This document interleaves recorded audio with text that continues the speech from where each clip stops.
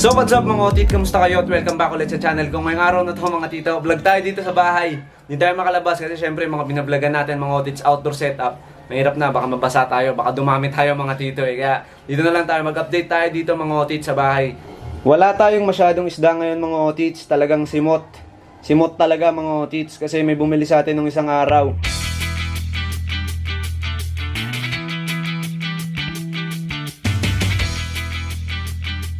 Shoutout sa mga nakaka-chat natin sa Shopee dyan. Tsaka papollow na rin mga audit sa Shopee. Ito yung Shopee natin. Baka naman pabudol lang.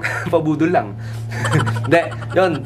Kung magtatanong po kayo sa Shopee mga audits, kasi kadalasan nababan ako mga tito. Lalo katulad ngayon.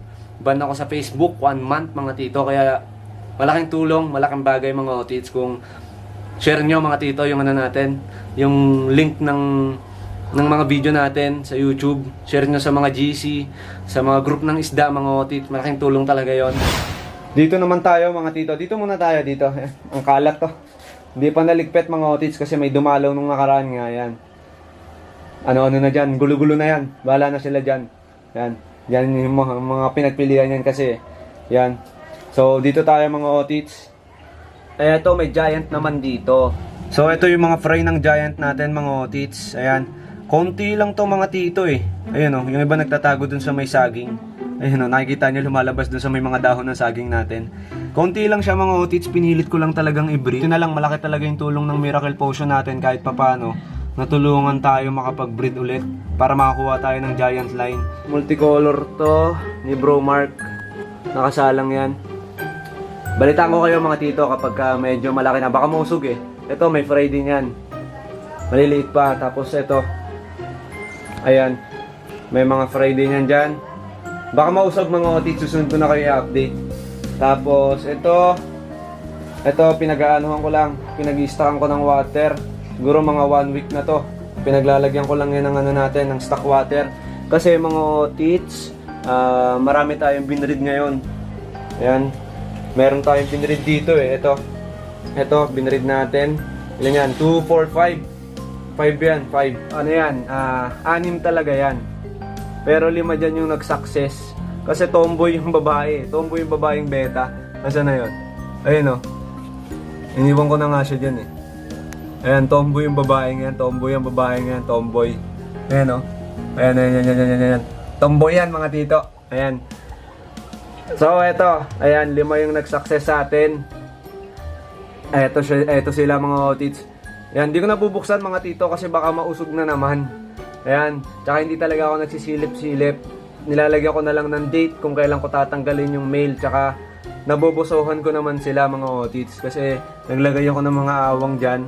So nakikita ko mga tito kapag wala nang masyadong bula, kapag hindi na inaalagaan ng lalaki, ng mail natin na beta. So nakikita ko yan, kaya kung mapapansin nyo, naglalagay ako ng mga ganyan. Ayan o. Ito mga otits sample, ayan. Tingnan nyo mga otits, mabula-bula pa. Kung napapansin nyo yung mga tuldok-tuldok na maliliit dyan. Ayan, hindi makita, masyadong maliit yung mga fry. So yan, may mga fry yan mga otits. Ayun yung lalaki, nakita nyo yung lalaki. Ayan o. Tapos dahil nga aquarium yung pinagbreedan natin, nilalagyan ko ng ganito para may privacy. Diba? Tsaka kahit nag-aalaga yung male, yan. Kahit medyo masagi-sagi ko, matama-tama ko to, okay lang. Hindi masyadong nagkakaroon ng problema. Hindi nagiging predator yung male natin dahil ito nga, may harang, may itim. Kapag gusto nyo mag-breed ngayong bumabagyo, walang kaproblema yan. Talagang bubuhayin ng Miracle Potion yan. Kasi hindi magkakasakit yung mga fry nyo, hindi madaling magkakasakit. Parang sa mga beta na adult na ginugroom nyo. Para hindi magkasakit mga otits, patakan nyo lang 10 drops is okay na mga tito. Para laging masigla yung mga beta natin na ginugroom. So, talagang miracle yan mga tito. Alam nyo ba, pumunta pa ako sa bundok ng Maragondon para lang mga tito makakuha ng ng luha ng panikit tsaka ng ihi ng pawikan mga otits.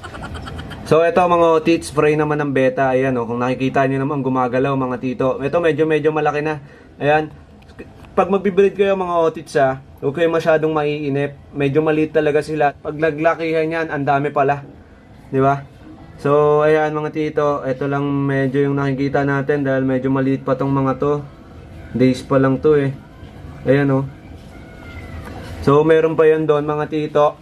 Ayan, puro mga ano, yung mga nanalo sa show, yung mga sinalang na natin. Hindi ko napapakita yung iba mga tito, no? Baka mausog eh. Pero marami tayong breed ngayon dito mga tito. Sana hindi sila mausog. Ayan, hindi mausog ng aking anak para di mamatay. So, marami tayong breed dito. Hindi ko na ipapakita mga tito. Siguro sa mga susunod na video, ipapakita ko sila sa inyo. Pero may nagtanong sa akin sa Shopee mga tito, kung ano daw ba talaga yung halo ng Titonomics fish food. Bakit sobrang bilis daw magkulay ng mga beta niya? Bukod sa miracle potion natin na for grooming and for breeding, teka lang mga audits, ito. Tignan nyo tong fry na to mga audits. Fry pa lang mga tito, ayan o. Nagbabakbak na siya. Wait lang. Ano kasi to eh? Black Orchid tsaka Nemo din. Wait lang, focus lang natin. Ayan.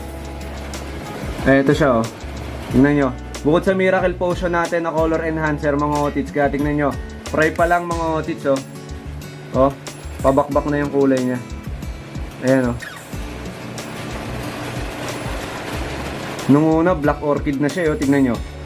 Black na yan nung nakaraan mga otits. Kung mapapansin nyo naman, nagbakbak siya, nagselo. May pag-asa pang maging Nemo. Pero Black Orchid kasi ito eh, yung nanay na ito Black Orchid din. Ang dami ko kasi Black Orchid dito na HMPK ng mga nakaraan. So eto, Black Orchid yung nanay, Nemo naman yung tatay. Pero HMPK naman to, yun tumalon. So nagbabakbak agad dahil sa miracle potion natin mga tito. Ayan, itim na itim talaga mga otits dahil sa miracle potion natin. Ayan, umuulan na mga tito. Ito talaga sikreto dahil marami nang nagtatanong. Kasi nga goods na goods daw pag ginagamit nila yung Titonomics. Yung iba nga mga tito, ako nakikita niyo yung post ko sa Betas Journey na Facebook page natin. Umorder ng isa ng una, tatlo na yung ino-order sa pangalawa. Tapos may order ng pangatlo, 4 na yung binili, 5 na yung binili, mga ganon. Pero ito na mga tito, siguro ito na. Sabi ko sa inyo ng mga nakaraan, hinahaluan natin yung Titonomics fish food ng 3 uri ng live foods. Isa na yung kitikite mga otits. Kasi nasabi ko na yun na nakaraang video. Pero yung dalawa hindi ko na lang sasabihin. Pero may nagsasabi pa mga tito na, bakit otit ganito? Nirereklamo ko mga tito. Pero in a good way. Na bakit sobrang bilis daw kumulay ng mga beta nila. Meron tayong 2 uri ng Titonomics mga tito. Meron tayong pang fry. Itong pang fry natin mga tito, goods siya sa fry ng gapi. Sa adult gapi, pwede rin siya mga tito kasi powderized naman siya. Pwede rin siya sa fry ng molly, fry ng danyo, fry ng swordtail, fry ng platy. Pwede rin siya mga tito sa kahit ano pa mang small ornamental fish. Pwede siya. Itong powderized natin na Titonomics. Sa beta fry mga tito, gaya ng sabi ko sa mga nakaraang video ko, hindi tayo para makabenta lang. Dahil isang breeder din mga tito, hindi ko to sinasuggest sa inyo. Dahil mas maganda sa ating mga beta fry is live foods. Katulad ng BBS. Yan. Hindi tayo para makabenta lang. Pero dahil itong Titonomics natin, may halo siyang itlog at may halo siyang 3 uri ng live foods. Pag walang-wala na talaga kayong mabili na BBS, pwede na siguro mga tito, pwede nyo na gamitin to. Pero yun na nga mga tito, syempre, nasabi ko na sa mga nakarang video, yung pwedeng maging maging epekto sa breeding nyo. Pero yun na nga, pag wala talaga kayong mahanapan dahil may egg din naman to, ayan, pwede na siya. At dito naman tayo mga tito sa granules. Kung makikita nyo yung granules natin mga otits, alam ko marami nang nakasubok na ito mga tito kasi almost sa 55,000 nating ka-otit, yan, at sa 5 to 10k nating viewers, meron na pong bumili na 800 katao na itong Titonomics granules natin. At ito yung madalas tinatanong sa akin mga tito, kung ano ba yung sangkap nito. Siyempre hindi ko masabi mga tito, di ba? Pero ang sinasabi ko na lang sa inyo lagi, dugot, pawis ang pinuhunan mga tito para magawa tong Titonomics granules natin. At itong Titonomics granules natin, pwede siya sa adult guppy, 1 month old beta, to adult beta. Tapos kahit sa ang uri ng ornamental fish, pwede rin siya sa goldfish na fry. Pwede siya mga otits. Yan, sabi ko sa inyo kasi mga tito, may sikretong sangkap siya. Kaya bubuksan natin siya ngayon. So ito, bubuksan natin, no? Ayan. Yeah. Ang maganda dito mga tito, sa Titonomics natin, may silica siya. So hindi siya magmo-moist. Ayan. Pero na lang kung talagang mabasa siya. Kung mababasa talaga siya, dun siya madadali. Pero eto, dahil may silica siya, hindi siya yung nagmo-moist na fish food, di ba? Alam niyo 'yon? Dahil nilalagay natin to malapit sa aquarium, so prone to sa mga moist. Kaya maganda mga tito dito sa ating fish food, nilagyan ko siya ng silica. Bilang isang breeder din at nagamit ng fish food natin, yung mga problemang gano'n na na-encounter ko dati. So, ini-improve ko na lang dito sa fish food natin. So, eto mga tito, ayan, bagong bukas yan. Ayan, oh. Brown na brown yung pellets niya, di ba? Sa tubig. Ayan. Dadamihan ko na mga otits, ha. Dami. Sayang yung fish food, ah. Huwag kayo iiyak. Eto, tingnan nyo mga otits. Tingnan nyo ang magiging kulay ng tubig natin. So, napansin nyo mga otits, yung kulay ng tubig natin naging green. So, yung sikretong sangkap na nakapaloob sa kada pellets ng fish food natin, lumabas po siya. Ayan, oh, green. So, ayan mga tito, nakahalo yan mismo dun sa fish food natin, yung spirulina. So, ito mga tito, dahil itong fish food natin, especially made for beta, ayan. So, ito mga tito, may halo siyang spirulina. So, ito yung sinasabi ko sa inyo, yung mga sikretong sangkap na nakapaloob. Bukod sa tatlong ingredients natin na hinalo na live foods, yung isa nga doon, yung kitikite, mga otits. Tapos yung dalawa, hindi ko nasasabihin. Tapos ito pa yung isa, yung sikreto. Tapos marami pang sikreto tong fish food natin mga otits. Kaya talagang worth it pag bumili kayo nito. Talagang medyo mataas lang siya, 80 pesos sa 50 grams. Pero talagang alam nyo yung quality. Quality talaga mga otits. Yun nga, dahil breeder din ako mga tito, lahat ng hinahanap ko noon sa sa fish food, in-apply ko siya dito sa Titonomics fish food natin.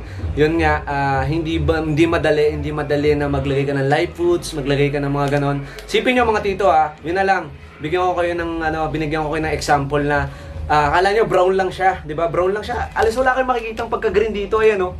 Wala kayong makikitang green diyan. Kahit doon sa granules natin, yung granules natin, tingnan nyo mga otits. May green ba kayong nakikita? Wala kayong makikitang pagka-green dyan. Pero nung binuhos natin siya sa tubig mga otits, nakita nyo naman lumabas yung spirulinang nakapaloob sa pellets, di ba mga tito? Di ganun kahirap gumawa. Kaya nga marami nagtatanong sa Shopee, kailan lalabas yung cubes otit? Iba kasi yung texture ng cubes mga tito. Medyo nahihirapan pa ako ilabas kasi pinag-aaralan ko talaga siyang maigi bago ilabas sa market.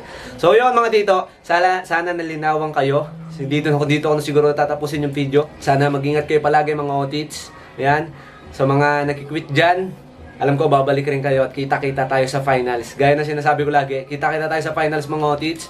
Yun, dito na lang mga tito. Shower sa inyo lahat.